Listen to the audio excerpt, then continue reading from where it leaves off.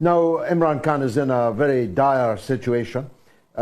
He's being held in prison. What they have in mind for Prime Minister Khan? Which is to keep him out of the forthcoming elections, because he remains, every opinion poll that's been able to be taken of any credibility shows him remaining as the most popular politician in Pakistan. There is no doubt whatsoever that these charges of corruption are ridiculous in the Pakistani context. Imran Khan, there are many things you can say about Imran. There are things you can say against Imran. There are very many good things about the man. But one thing he is not is corrupt. This is a man who has actually given the majority of his personal wealth to found 3 hospitals in Pakistan.